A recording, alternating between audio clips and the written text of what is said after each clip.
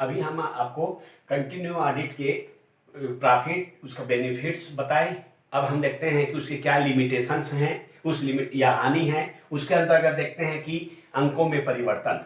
चूंकि वर्ष भर ऑडिट कार्य चलता है, तो ऑडिट कार्य चलने के कारण जिस प्रपत्र का, जिस लेखा पुस्तक का यदि ऑडिट हो चुका है, तो उस ऑडिट पुस्तकों का ऑडिट होने के बाद वहाँ के कर्मचारी उसके अंकों में परिवर्तित कर सकते हैं। क्योंकि वो एक ऑडिट होने के बाद उसका दोबारा ऑडिट नहीं होना है, तो इसलिए अंकों में परिवर्तन की संभावना हमेशा बनी रहती है। दूसरा देखते हैं कि व्यापार के कार्य में बाधा। चूंकि वर्ष भर अंकेक्षक आता है, उसके कर्मचारी आते हैं अंकेक्षण कार्य के लिए, तो वहाँ पर कर्मचारियों के कार्य में बार बार बाधाएं उत्पन्न होती है, रुकावट होती है। अगला है, तीसरा है खर्चीला होना। क्योंकि साल भर ऑडिट कार्य चलता है, तो वहाँ पर ऑडिट कार्य पर हमें बहुत अधिक खर्च करने पड़ते हैं, उनको रेम्युनरेशन भी बहुत अधिक देना पड़ता है। बाकी जो सहायक जो तैयारियां हैं, उस तैयारी को भी हमें वर्ष भर बनाए रखना पड़ता है। तो इन सब कार्य पर हमें अधिक खर्चीला, हमें व्यय के रूप में हमें वहन करना पड़ता है, जो छोटे व्यवसाय के लिए असंभव है उसको वहन करना। आगे हम देखते हैं कि अंकेक्षक की प्रभावहीनता। साल भर अंकेक्षण यदि लगातार एक आ रहा है संस्था में, तो वहां पर कर्मचारियों और उनके बीच में एक प्रकार का संबंध स्थापित हो जाता है, जान पहचान हो जाता है। तो उस स्थिति में कर्मचारी कई बार जो एक अंकेक्षक का प्रभाव रहता है, एक अंकेक्षक का भय रहता है कर्मचारियों में, वह भय कम होते चले जाता है, और जिसके कारण अंकेक्षक का जो प्रभाव पड़ना चाहिए कर्मचारियों पर, वह कई बार नैतिक प्रभाव में कमी हो जाती है। आगे हम देखते हैं कार्य की निरंतरता का अभाव। कार्य में निरंतरता नहीं हो पाता है कई बार, क्योंकि ऑडिट कार्य चलता है साल भर। ऑडिट कार्य के लिए हमें कई बार संबंधित प्रपत्र, जानकारियां मांगी जाती है ऑडिटर के द्वारा। तो उस स्थिति में बार बार कर्मचारी उस संबंधित प्रपत्र को तैयार करने या उसकी मांगी गई जानकारी को देने में भी उनके कार्य में बाधाएं आती है। तो इस तरह से ये भी एक लिमिटेशन है। आगे हम देखते हैं कार्य क्षमता में कमी, कार्य में बाधाएं आना, कार्यों में रुकावट होना।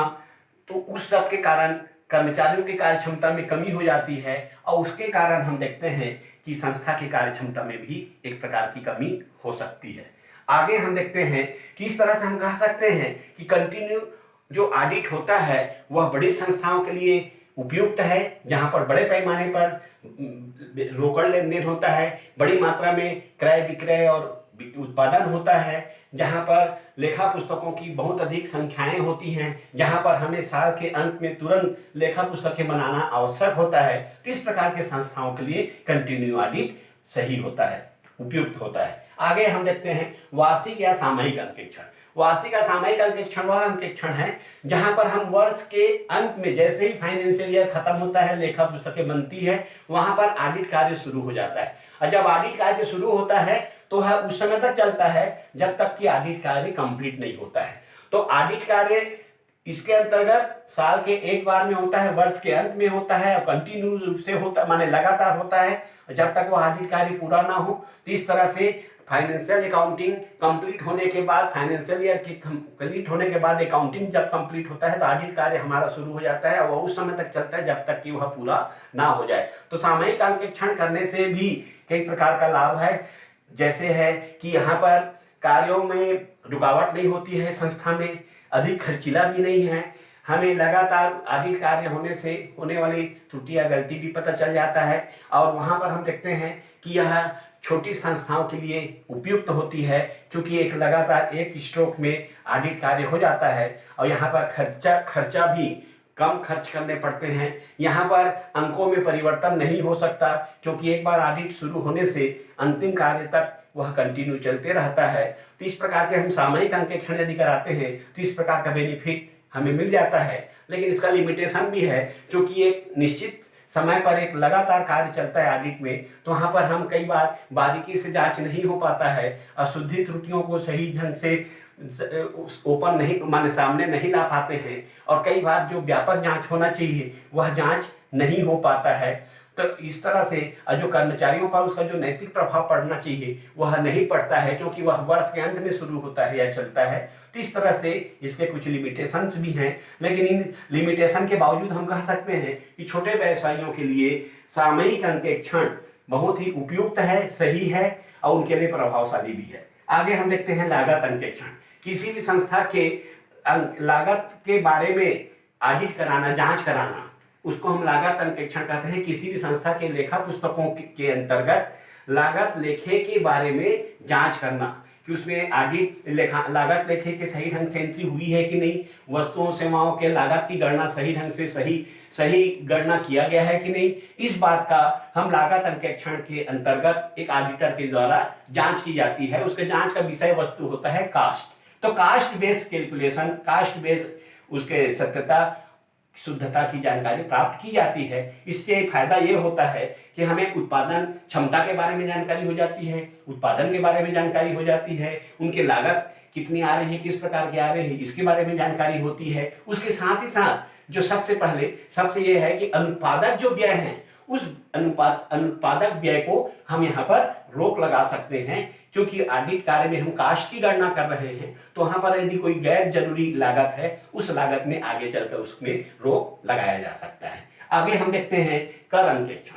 किसी भी संस्था, किसी भी व्यक्ति का किसी भी संस्था का जब हम कर ऑडिट करते हैं कि यदि किसी संस्था का टर्नओवर एक निश्चित सीमा से अधिक है, उसकी आय और व्यय, तो वहां पर अंकेक्षण, उसका टैक्स कैलकुलेट करना, उसकी अनुमान करना जरूरी होता है। उसी तरह से यदि किसी व्यक्ति या संस्था की आय एक निश्चित सीमा से ज्यादा है, तो वहां पर भी टैक्स कैलकुलेट किया जाता है।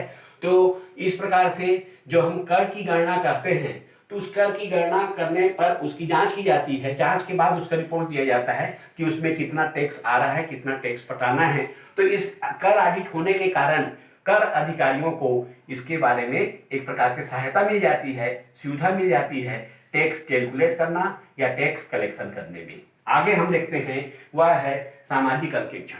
एक व्यवसाय का जिस तरह से व्यवसायिक कार्य करता है, लाभ कमाता है, व्यवसाय में आगे बढ़ता है, तो उसके साथ ही साथ उसका एक सामाजिक दायित्व भी होता है। सामाजिक दायित्व उसको हम दो भागों में बांट सकते हैं। उस सामाजिक दायित्व का ऑडिट भी होता है। तो सामाजिक दायित्व को ऑडिट करने के लिए हम उसको दो भागों में बांटते हैं। पहला आंतरिक सामाजिक अंकेक्षण और दूसरा है बाह्य सामाजिक अंकेक्षण।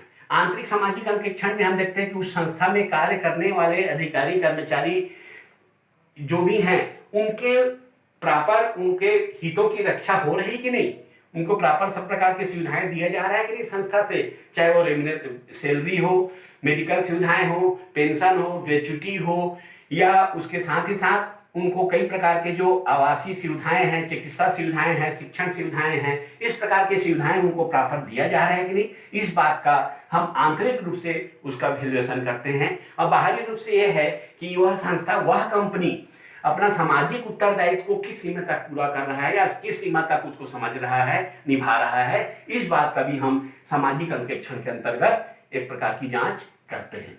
आगे हम देखते हैं वह है प्रबंधकीय अंकेक्षण। प्रबंधकीय अंकेक्षण किसी भी संस्था के मैनेजमेंट का वैल्यूएशन करना। तो मैनेजमेंट का वैल्यूएशन, तो मैनेजमेंट की जो पॉलिसी है, मैनेजमेंट की जो कार्य है, उस पॉलिसी और उस कार्य का मूल्यांकन किया जाता है, परीक्षण किया जाता है। और परीक्षण करने के बाद ये भी देखा जाता है कि जो उनकी अलग अलग नीतियां हैं, कर की नीतियां हैं, क्रय संबंधी, विक्रय संबंधी, उत्पादन संबंधी, उन सभी नीतियों का एक प्रकार का परीक्षण किया जाता है। और परीक्षण के बाद उसका वैल्यूएशन करके हम देखते हैं कि वह नियम, वह पॉलिसी, वह कार्य किस सीमा तक सफल हो रहा है, किस सीमा तक वह सही है।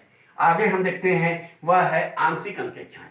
आंशिक अंकेक्षण का मतलब होता है कि किसी भी संस्था के लेखा पुस्तकों का किसी एक भाग का अध्ययन करना, ऑडिट कराना। तो किसी एक भाग का यदि हम ऑडिट करा रहे हैं तो उसको हम कहेंगे आंशिक अंकेक्षण। आंशिक अंकेक्षण यदि मान लीजिए हम चाह रहे हैं कि किसी भी संस्था की केवल रोकड़ की जांच कराएं, तो उसमें हम केवल रोकड़ से संबंधित व्यवहारों को देखेंगे। यदि केवल बिक्री का ही जांच करना है तो बिक्री से संबंधित व्यवहारों की जांच करेंगे। तो किसी भी एक पार्ट का जो ऑडिट कराया जाता है, उस ऑडिट को हम आंशिक अंकेक्षण कहते हैं। दूसरा है चिट्ठे का अंकेक्षण। किसी भी संस्था का, किसी भी कंपनी का यदि केवल फाइनल बैलेंस शीट का ही ऑडिट कराया जाता है या ऑडिट किया जाता है, तो यदि हम बैलेंस शीट का ही ऑडिट करते हैं जिसमें कि उनकी एसेट्स और लायबिलिटी का ही एनालिसिस किया जाता है, वैल्यूएशन किया जाता है, उसके साथ साथ उसमें लाभ हानि के जो मदों का जो लाभ और हानि पर पड़ता है उसको भी थोड़ा आंशिक रूप से देखा जाता है। लेकिन मेन स्टडी हमारा वहां पर एसेट्स और लायबिलिटी का वैल्यूएशन करना, परीक्षण करना, सत्यापन करना, ये हमारा मुख्य उद्देश्य होता है और इसलिए इस ऑडिट को हम चिट्ठे का अंकेक्षण कहते हैं। आगे हम देखते हैं पूर्ण अंकेक्षण। यदि किसी भी संस्था का पूर्ण रूप से ऑडिट कराना, तो यदि पूर्ण रूप से माने हर पक्ष का, हर लेखा पुस्तकों का, चाहे लाभ हानि खाता हो, बैलेंस शीट हो या किसी भी अन्य प्रपत्र हो, अन्य लेखा पुस्तक हो, सभी लेखा पुस्तकों का, सभी प्रकार का एक साथ ऑडिट कराना, उसको हम पूर्ण अंकेक्षण बोलते हैं। सभी लेखा पुस्तकों का जांच करके अंकेक्षक अपना रिपोर्ट देता है। आगे हम देखते हैं रोकड़ का अंकेक्षण। यदि कोई संस्था केवल ये लगता है कि रोकड़ की लेन देन, क्योंकि रोकड़ का गबन होना सबसे ज्यादा संभावित रहता है, संभावना रहती है, तो यदि उस पर हम नियंत्रण स्थापित करना चाहते हैं तो हम केवल यदि अपनी संस्था का केवल रोकड़ लेन देन का, व्यवहारों का ही यदि जांच कराते हैं तो वहां पर जो केस बुक बनाया जाता है, केस रिसिप्ट एंड पेमेंट किया जाता है या रोकड़ व्यवहारों से संबंधित प्रपत्रों के आधार पर उसका वैल्यूएशन किया जाता है, मूल्यांकन किया जाता है, तो इसमें हमें रोकड़ में यदि किसी प्रकार की गड़बड़ी है, कोई गलती है, कोई अनियमितता है, वह उस जांच में पता चल जाता है। इस तरह से हम उसको दूर कर सकते हैं। जो हमारा उद्देश्य है में कि इस प्रकार की अनियमितता या गलती त्रुटि को जानकारी प्राप्त करना। आगे हम देखते हैं अंतरिम अंकेक्षण।